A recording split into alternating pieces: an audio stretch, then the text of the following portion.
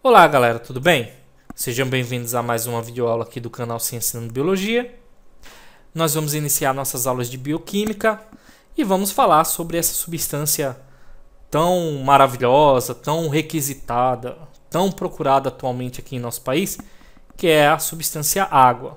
Vamos entender porque ela é tão importante assim. Bom, eu creio que vocês já sabem que para que um planeta apresente indícios de que houve ou que haverá vida, enfim, é preciso que ele apresente água em sua composição, igual ao nosso planeta Terra, não é? Que apresenta água em sua composição. E mais, o destaque para a Terra é que essa água que nós temos, ela está distribuída ao longo do nosso planeta sob os 3 estados físicos.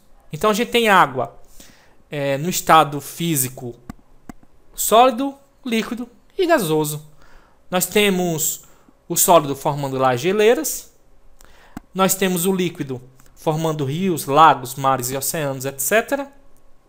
E nós temos o estado gasoso formando o vapor d'água, não é? Então, o nosso planeta apresenta essa magnitude, ok?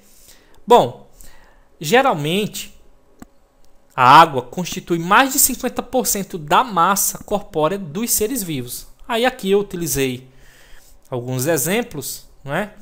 A água viva vocês podem encontrar valores que sejam superiores ou inferiores, mas é médio, tá? Aqui é o valor que está realmente ali na faixa média que vocês vão encontrar. Bom, a água viva, cerca de 95% de água, o alface também. A maçã, 84%, a rã, 78%, o peixe, 70%, o ser humano, na fase adulta, ok? 65%. Uma coisa a se destacar aqui, galera, é que na infância a presença, a percentagem de água é maior do que na fase adulta. Então, o indivíduo vai crescendo e a quantidade de água ou a percentagem de água presente em suas células, tecidos e órgãos vão diminuindo. Inclusive, é essa quantidade de água que explica a flexibilidade dos bebês. Quanto maior a quantidade de água que tiver nos tecidos, mais flexível, né? Então é por isso que o bebê tem dedos bastante flexíveis, a perninha lá você consegue fazer com que o pé toque na testa, e isso com o passar do tempo vai se perdendo, vai ficando mais difícil, porque os níveis de água, a percentagem de água vai diminuindo. Outro detalhe para a gente ver como a água está presente nos seres vivos é isso aqui, ó, composição química dos seres vivos. Isso aqui de forma geral. Aqui a gente está vendo 95% de água na água viva e esses dados para cada espécie, uma média para cada, na verdade, grupo de seres, porque peixe não é espécie, é um grupo muito grande. Então, de indivíduos, ok? Mas aqui, por exemplo, nos peixes, de forma geral, tem 70%. Mas se a gente for pegar todos os seres vivos, e fazer um gráfico, a média seria essa, ó, 80% dos seres vivos apresentam composição água, ok? Então veja como ela está presente, nos organismos, como ela é importante para a vida. Bom, aqui a gente tem 15% proteínas, 2% nós temos os lipídios, os demais, certo? Carboidratos, ácidos nucleicos, entre outras substâncias, são 1%. Agora nós conheceremos a molécula de água, a famosa H2O. Bom, está aqui uma molécula de água, ela é formada por 2 átomos de hidrogênios ligados a um átomo de oxigênio, formando H2O, ok? Bom, aqui vocês estão vendo esse pontilhado, ok? Entre as moléculas de água. Esses pontilhados aqui representam o que a gente chama de ligação de hidrogênio. Eu tenho uma aula de anexo aqui no curso, ela foi postada recentemente, que fala sobre ligações químicas para a biologia. É importante vocês assistirem, caso não tenham feito.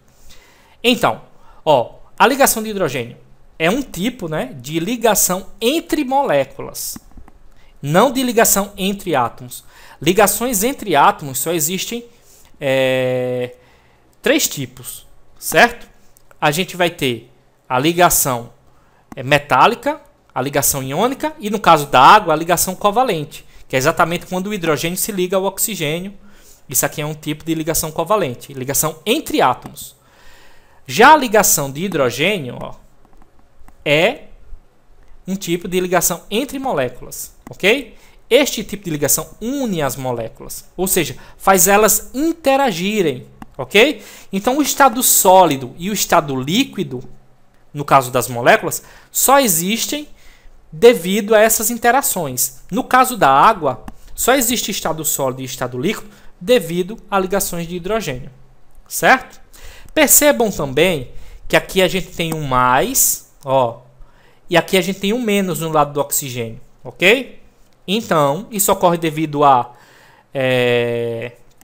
eletronegatividade dos átomos aqui. No caso, o oxigênio apresenta maior eletronegatividade do que o hidrogênio, então atrai elétrons para si. E devido também, nesse caso, à geometria da água, que é uma geometria angular. A gente vai ver daqui a pouco, ok? Bom, então o oxigênio ele é negativo e veja que na parte dos hidrogênios é positivo. Então o que acontece? A parte negativa dessa molécula de água interage com a parte positiva de outras moléculas, ó. E aqui a parte positiva com a parte negativa de outra molécula. E aí indefinidamente, ok? Bom, aí está aqui a molécula de água, ó, enfatizando para explicar aqui que é um tipo de ligação covalente. Então, a água é formada por ligações covalentes.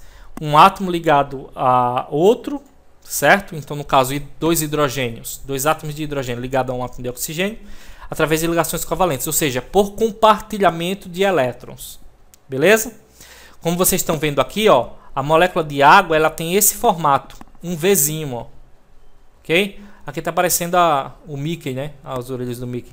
Enfim, mas é um V, tá? Na verdade, o nome dessa geometria, como eu já disse, é geometria angular. Beleza?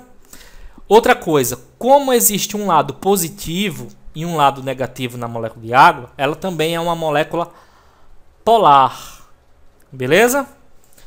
Outra curiosidade é que no estado líquido, as ligações de hidrogênio são aproximadamente 20 vezes menor que a ligação covalente, certo? Nesse caso, menor a intensidade. Então veja que para romper isso aqui é muito mais fácil romper uma ligação de hidrogênio do que romper uma ligação entre átomos. Logo, quando a água evapora, o que ocorre é o rompimento das ligações de hidrogênio e não o rompimento das ligações covalentes, ou seja, a molécula continua existindo, só que de maneira isolada das outras, ok? Quando esse gás, né, quando esse vapor se condensa, se transformando em líquido novamente, aí o que é que ocorre? Essas interações voltam a ocorrer entre as moléculas, beleza? Isso é importante, né, essa ideia toda aqui sobre a molécula de água, principalmente essa coisa da ligação de hidrogênio, porque grandes propriedades, aliás, propriedades importantes à vida se dão devido às interações, né, entre moléculas, ou seja, entre as ligações de hidrogênio, e a gente vai ver em sequência. Propriedades importantes à vida. Bom, galera, a primeira delas, coesão. É a capacidade de moléculas de água resistir de se separar uma das outras quando colocadas sob tensão, ok?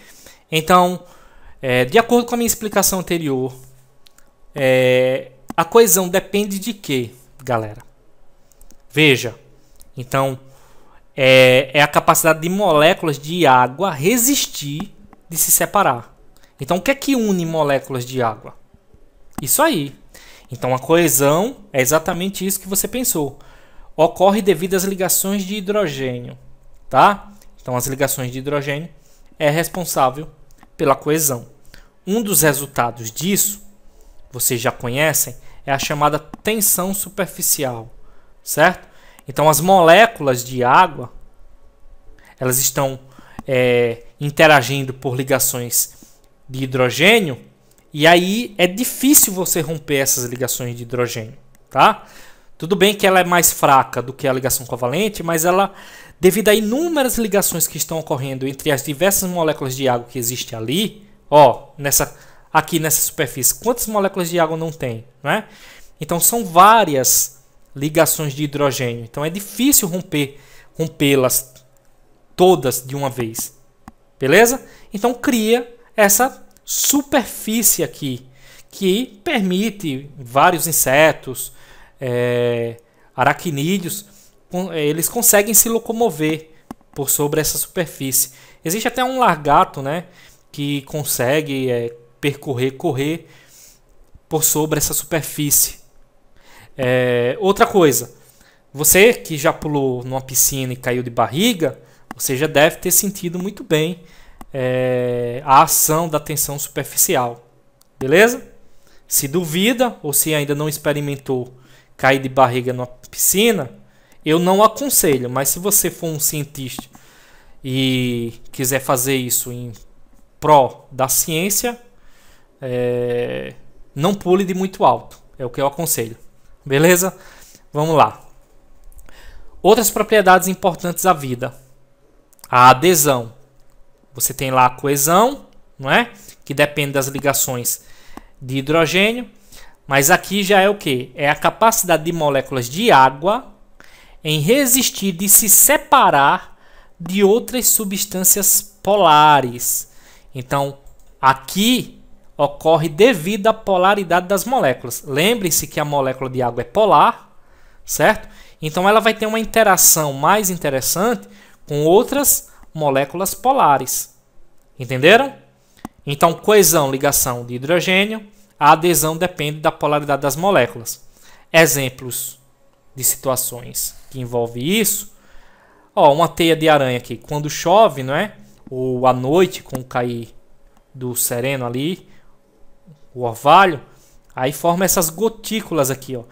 Outra coisa, essas gotinhas redondas, certo? Elas ficam assim, né? Devido às ligações de hidrogênio, devido à coesão das moléculas de água, beleza? Mas elas grudarem aqui na teia de aranha é devido à adesão, ó. A palavra adesão lembra o quê? Adesivo, beleza? Então, quando você toma banho, que o cabelo fica molhado, é devido à propriedade de adesão da água, né, em relação aí ao cabelo.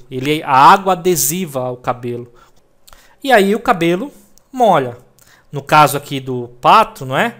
As penas ficam meio que impermeáveis, elas não molham. Isso ocorre porque as aves produzem uma substância oleosa, que é a apolar. Então, substâncias polares e apolares geralmente não se misturam, ok?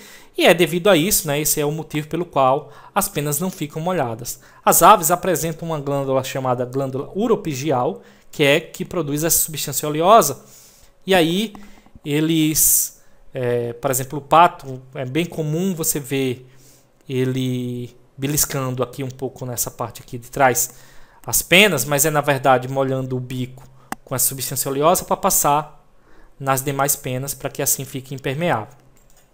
Continuando, outra propriedade importante à vida é o calor específico, que é definido como a quantidade de calor necessária para fazer uma substância mudar sua temperatura. Aqui a gente tem uma tabela bem simples mostrando algumas substâncias e os seus respectivos calores específicos. O calor específico tem como unidade a caloria por grau Celsius. Bom, aqui a água, vocês veem que tem em relação aos outros, tem um alto calor específico, né?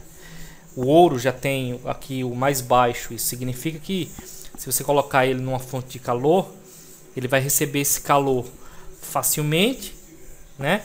E até com a rapidez. Então, a temperatura do ouro vai mudar rapidamente. Em consequência, se você corta essa fonte de calor, e o ouro vai começar a perder calor de forma rápida também, até atingir a temperatura ambiente. Então, no caso da água, que tem um alto calor específico, isso é mais difícil Por quê? Porque para a temperatura da água aumentar, certo? É preciso muito calor. E obviamente, quanto maior a quantidade de água que a gente tiver, maior a quantidade de calor que a gente precisa para alterar essa temperatura. Beleza? Bom, em termos de importância à vida, um exemplo bastante interessante é, por exemplo, aqui, ó. Nós temos o planeta Terra, cerca de 70% formado por água. Aqui tem Marte, que também tem água no estado sólido, mas não dá para comparar a quantidade de água que nós temos com a que Marte tem, ok?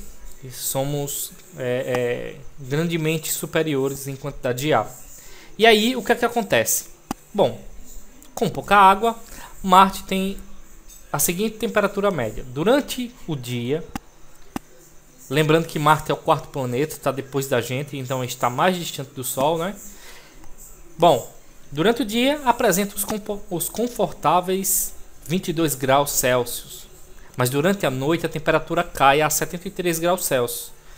Então isso implica numa ATD, né, amplitude térmica diária, de 95 graus Celsius. Então imagine, durante o dia você a 22 graus Celsius e durante a noite a temperatura cai bruscamente e chegar a menos 73 graus Celsius. Então existe muitas formas de vida aqui no planeta Terra que não se adequaria a essa variação, essa grande variação de temperatura. Em consequência, né, consequentemente na Terra, por ser abundante em água, a gente tem uma amplitude térmica diária de mais ou menos 10 graus Celsius. Ou seja, se na máxima de um dia você tem 33 graus Celsius, a mínima vai ser 23. Obviamente que pode ser mais, pode ser menos, mas a variação média é isso aí. Ok? Vamos lá. Calor de vaporização é a quantidade de calor necessária para fazer uma substância mudar do estado líquido para o gasoso. Eu lembro a vocês que no estado líquido e no estado sólido, o que fazem as moléculas estarem interagindo são as ligações de hidrogênio. E quando a água passa para o estado gasoso, o que é que está acontecendo? As ligações de hidrogênio estão sendo rompidas. Então preciso de uma grande, né, quantidade de energia para que essas ligações aí, que são de inúmeras ligações formadas, para elas se romperem e para que as moléculas passem para o estado gasoso, ok? Então o calor de vaporização também igual a o calor específico é alto para a água, ok? Eu preciso de uma grande quantidade de calor para passar, certo? Para mudar o estado líquido para o estado gasoso. E um exemplo disso que é a transpiração. Tá? A transpiração torna-se um excelente sistema de resfriamento, porque a grande consequência do alto calor de vaporização da água é o sistema de resfriamento, principalmente dos seres vivos. Por exemplo, num dado sistema, você tem, sei lá, no oceano mesmo, ok? Mesmo a temperaturas baixas, existem moléculas de água que estão passando para o estado gasoso, ou seja, estão evaporando. Por que isso acontece? Acontece que no sistema ali, no mar, no oceano, no lago, que seja, nem todas as moléculas possuem a mesma energia. Umas estão mais energizadas, outras estão menos energizadas. Aquelas que estão mais energizadas se desprendem e agora se tornam vapor. Obviamente, se elas estão mais energéticas e elas se desprendem, percebam que a temperatura digamos assim, a energia média do sistema diminui. Por quê?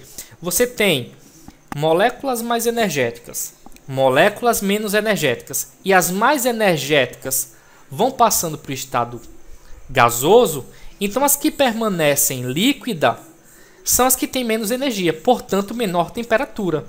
Então quando a gente transpira, né, e que esse suor, né, ele é vaporizado, o que é que está acontecendo? Um sistema de resfriamento. Então a nossa temperatura ela se mantém ali próxima, né, aos 37 graus Celsius. Entenderam? Então é por isso que a gente transpira, tanto em dias quentes, também quando a gente faz ou quando a gente pratica exercícios com alto impacto, né? Quando a gente corre, principalmente exercícios aeróbicos. Bom, ainda aqui, ó, mudança na densidade. A água apresenta uma densidade menor quando no estado sólido em relação ao estado líquido. Então, eu acho que vocês já viram, né? Quando você coloca, por exemplo, gelo num copo d'água, o gelo fica flutuando. Por quê? O sólido, nesse caso da água, tem menor densidade. Geralmente, as outras substâncias é o inverso. O sólido apresenta maior densidade, ok? Então, ele afundaria. Mas no caso da água, ocorre exatamente o contrário. Isso aí é muito importante à vida. Vejam só por quê. Tá aqui, ó, verão e aqui o inverno, nas regiões, por exemplo, polares. Então, o que ocorre, galera? Aqui, como o gelo tem menor densidade, né? Então, as moléculas mais frias da água, principalmente quando chega aos 4 graus Celsius, as moléculas já formam um arranjo com menor densidade. Então, essas moléculas acabam ocupando a superfície, certo? Do lugar, do lago, enfim, do mar. E aí, essa região aqui mais fria, né, vai perdendo calor para o ambiente e vai formando uma película de gelo, ó, tá? Uma superfície de gelo. Essa superfície de gelo funciona como uma parede isolante, de forma que essa região aqui de água, ela óbvio vai ficar fria, mas ela vai se manter aquecida em relação ao ambiente, que vai estar a temperaturas, por exemplo, negativas. E aqui no nosso exemplo, na nossa ilustração, você vê que mesmo a temperaturas baixas, mas são temperaturas positivas, ou seja, isso permite, né, que muitos seres vivos, inclusive mamíferos, peixes, crustáceos, consigam sobreviver nessa região mesmo sendo muito fria, ok?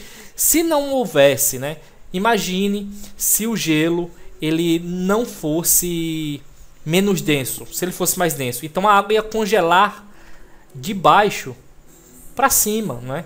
Então ia impedir a sequência de vida desses seres vivos.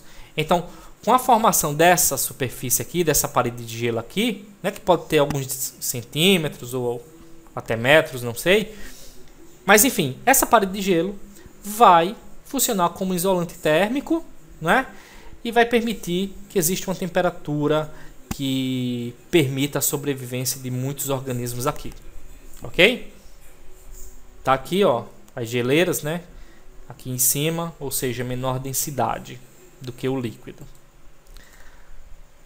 Já terminando, outra propriedade aqui, a gente sabe que a água é conhecida como solvente universal, não é? Para isso existe uma regra: polar dissolve polar. A água é polar, dissolve as substâncias polares, ok? Ou seja, substâncias hidrofílicas. Fílicos quer dizer amigo, né? Então, substâncias amigas da água são aquelas que dissolvem na água. Polar não dissolve a polar, ok? Existem exceções, mas em via de regra, polar não dissolve a polar. Um exemplo de substância polar é o óleo. Então é por isso que a água não consegue dissolver o óleo. Nesse caso, quando substâncias não dissolvem água, elas são chamadas de hidrofóbicas. Beleza, galera? Então é isso aí. Essa aula fica por aqui. Eu espero que vocês tenham gostado. Dá uma curtida aí. Se você ainda não é inscrito no canal, se inscreve. E é isso aí, galera. Um grande abraço e até a próxima. Valeu!